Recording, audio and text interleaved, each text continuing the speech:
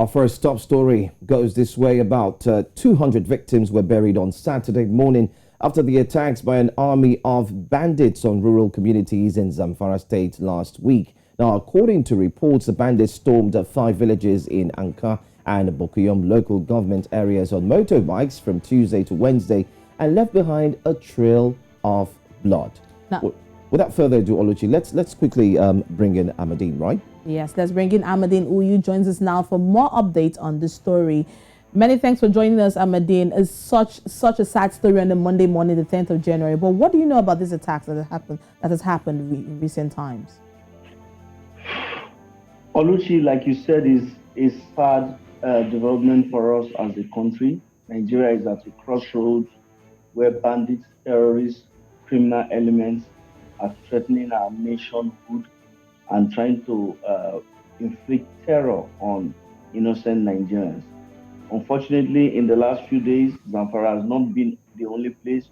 We mentioned Ondo, Benue, and the rest. But Zamfara attack is sad. Why is it sad? The number that were killed. As of this moment, we are not, nobody is sure. Those monitoring the situation are not sure of the exact number of residents killed because more and more residents have been recovered from the surrounding bushes. Reports say 200. Some say that report is conservative, that the death toll might rise to about 300. So it's a very sad development. Why did I say it's a sad development? That event actually was a reaction to military bombardment of bandits enclaves. And so some of us who have an eye on the security situation believe that it was not thoroughly planned. While we try our best not to criticize the military, because we understand the efforts they have put in the last few years in trying to contain these criminal elements. But sometimes when we have human casualties, especially rising to these numbers, we are forced to point fingers at the planners of such operations, at those who planned the operation from the beginning. Because remember that we've been on this for several years. It's not the first time the Nigerian military has attacked bandits and terrorist enclaves. It has been ongoing, but there's always a plan to ensure that those fleeing do not cause havoc. However, in this particular situation, there was no such plan, as the bandits who fled the bombardment by the air task force, they began attacking communities. And to imagine that these attacks went for 48 hours unchecked, then you know that there was really a lot of shortcomings by security operatives, because 48 hours is 2 days, 2 good days. Nigerians were being slaughtered.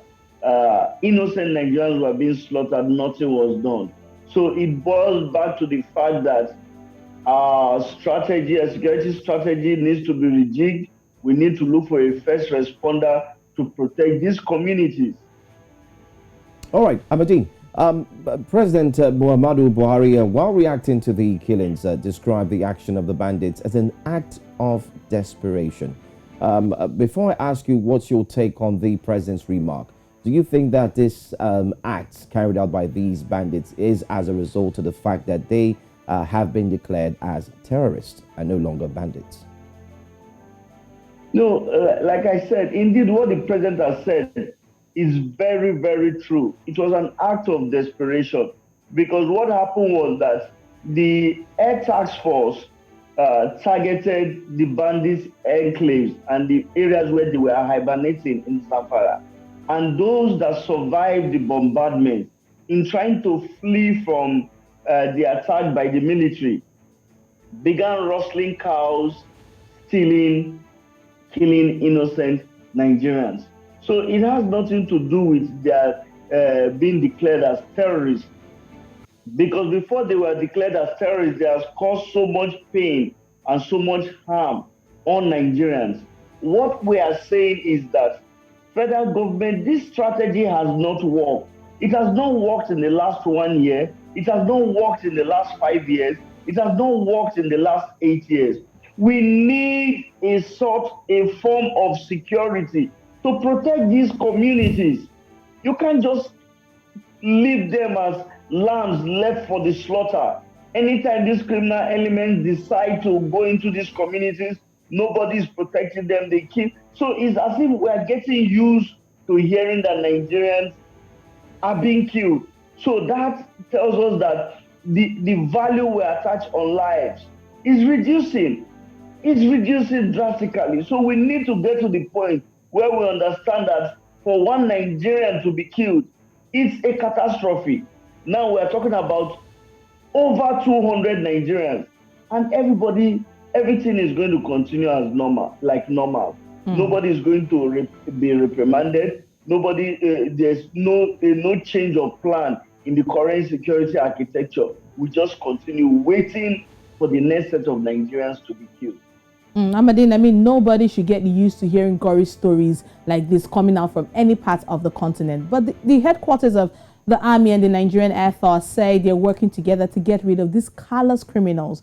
But a lot of people are wondering, for how long can we continue like this? Let's not forget that if you're looking at the states that have been affected badly by this terrorist attack from 2011 to 2021, Borno tops this chart, followed closely by Zamfara. In fact, some communities in Zamfara and Borno, they've turned to ghost towns because a lot of the people who are living there have fled for their own lives and safety. How long can we continue like this? Oluchi, is a question we are asking, and to be very fair, the military cannot do beyond the directives they get from the political class.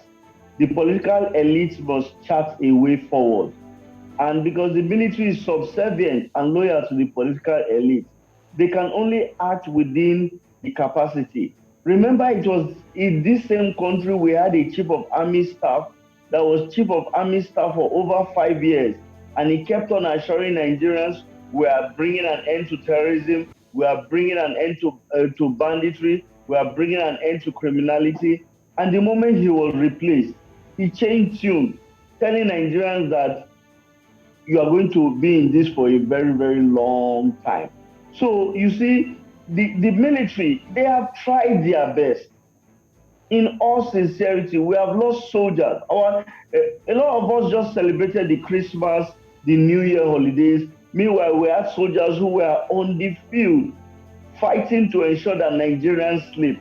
So sometimes I find it difficult to blame the military, but you just cannot help it when you hear people have been killed. Yes, condemnations will come, but those who are responsible for planning security strategies, for planning our security architecture, must come to, I don't know what it will take for them to realize that the strategy they have employed in the last 6 years is not working.